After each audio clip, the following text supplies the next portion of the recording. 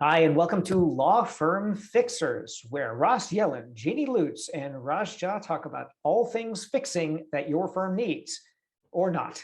But today we're going to talk about something that you may or may not be doing a lot of these days, and that is attending events.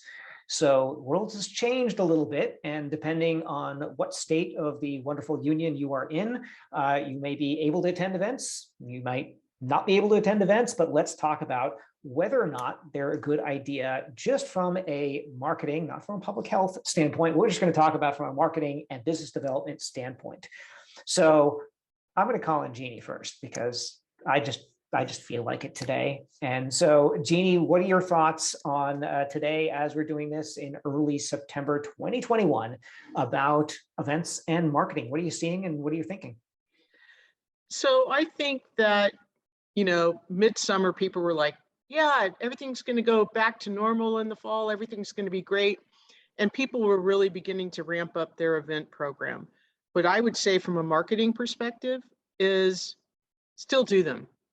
There's nothing, I think all of us, as we sat through this pandemic working in our virtual world, we lost track of people and how to have that personal touch.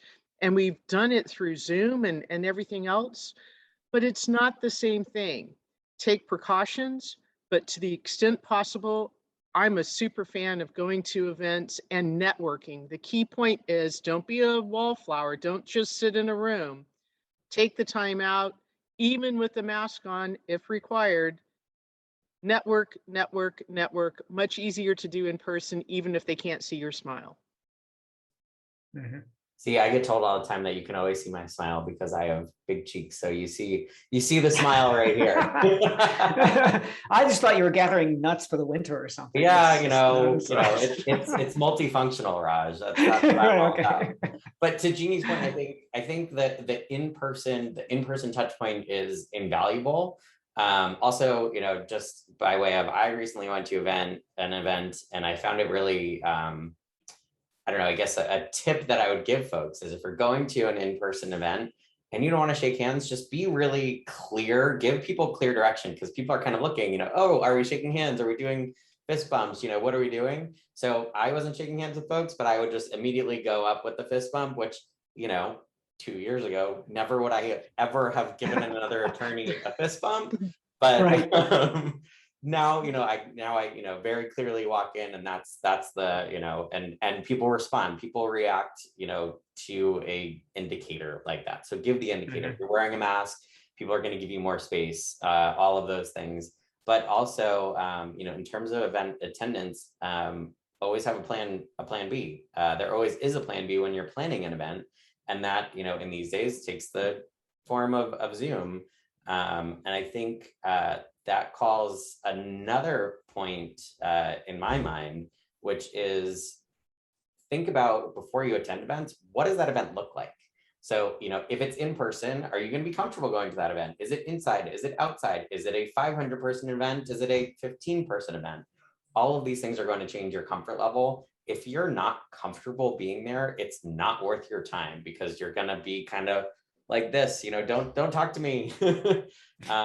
It's not going to be worth your time. In addition, if it is one of those 500-person events, are there opportunities to get together in smaller groups where you can actually have that one-to-one conversation about, oh, this is what I'm working on? And I think that's another point. Wow, I'm just rolling here, guys. And you guys just keep on going. Just go with it. Value bombs. Come on. You're not interrupting. It's so unusual. Which in that one-to-one interaction, don't necessarily go immediately to the sale. Talk about the type of work that you're doing. Talk about the type of things you're helping your current clients with. Then try and engage someone else in conversation about what they're working on, who they work with, what, those types of things. And that's where you can kind of inject the sales type conversation, but not be, a little bit more subtle with it, I guess. Mm-hmm. And gather that information. Most importantly, this is a piece that people always forget: follow up. Yep. Follow up. So get that person's contact information and follow up with them. Great chatting with you at X event. Would love to grab a coffee. would love to grab a virtual coffee, what have you. But the follow-up is so rare that when it does happen, people take you up on it. Yeah, it's exceptional. Exactly. So I would add one other thing. Marketing is about standing out in people's minds, right? And particularly if you're in a jurisdiction which has been more closed down than others, going now is really going to stand out. Because if you think about the selection bias, who is actually in the room now? They're the people who, for whatever their own reasons are, the desire to connect with others has outweighed anything else in terms of health. So these are the people who really now in particular are craving social contact. So you're going to probably make a bigger impression than you would 3 years ago, or than you might a year from now. So if you think about it, that I view this as a particularly time in history in which you can get a greater bang for your buck in terms of forming relationships that are deeper than you have in the past. So if in the past you've been like networking events, sometimes they're kind of hit and miss. I think that now you really have an opportunity to forge relationships in a way that you might not have in the past, with potentially less effort. And there might be fewer people, so it can be more intimate. So just think about that from a perspective of standing out and making real connections with people. I don't know, that's kind of where my brain goes. I don't know if you guys agree with that. Completely. Yep, I think we both agree categorically that this is the time to make a move. Why not? Yeah, I totally agree. And I also think, I just have to double down on the point that you made, because I think it is so salient right now. You have such an opportunity to make an impact. People want to make connections. They haven't met a new person in how long? So you have that opportunity.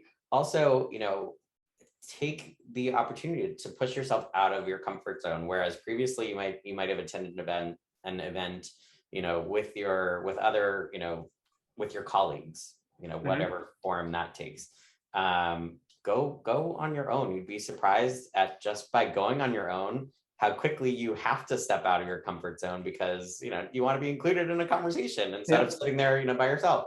It pushes you out of your comfort zone in I think the best of ways. For some folks maybe that aren't so socially inclined as I am. One other thing, Ross, I wanted to inject in there before I forget, because I've got a goldfish memory, is that the pandemic and the changes to law firms across the country and how they operate is a ready-made way to both give value and start a conversation. Because what we're seeing is the move to a lot of things virtual, people reconsidering what kind of staffing do they really need. Their interactions with clients have radically changed. If you've got lessons learned about that, sharing that value or asking people how they're dealing with it is a way to have a business conversation that sometimes in the past you didn't kind of have that excuse to do so, but you can give a lot of value, get a lot of value that way, and go deeper faster. Even though it sounds a little bit trite to be talking about, oh, we're all in this thing, but that might be on the social aspect, right? When I go to my daughter's just started school today. And if I go to the next school event, everyone's going to be like, okay, well, what are you doing, play dates or not? That's a little trite, but on the business sense, if you've made some changes in how you deal with things electronically and you found some successes there, sharing that can be a huge give to people that I think would cement you in their minds in a different way.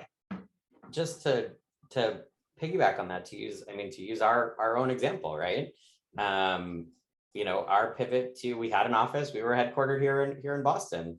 Now we're not just on the spot. We've got Washington State and California as well.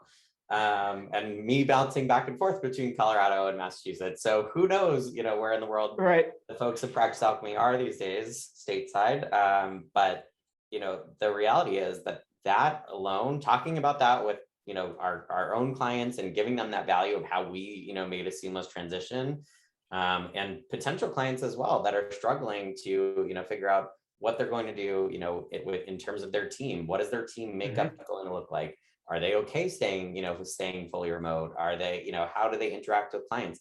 All of these different pieces, you suddenly start talking about business, about what matters to your business, and it quickly develops into a much larger conversation. And in a weird way, it humanizes business conversation. Yeah. Yeah. shared experience, something like that. Shared adversity. That's the human glue. Exactly. So I think we've given folks a lot of fodder for, what to do and how to do and all of the above when you attend an event. With the underpinning be, attend those events, whether they are in person, preferable, if you can do so safely. But even a Zoom event, there are all sorts of very successful Zoom, I mean, I'm saying Zoom, there's 5 million platforms out there, but Zoom events incredibly successful that do breakout rooms, that break you out into a room of, 5, 8, 15 people, what have you, where you still get that opportunity to, kind of have that shared common experience, albeit with a camera. Exactly. Good. All right, so that's it, folks. Get out there, go attend some events, and let us know how it goes. Yes, go do it. And we'll see you next week. Till next time.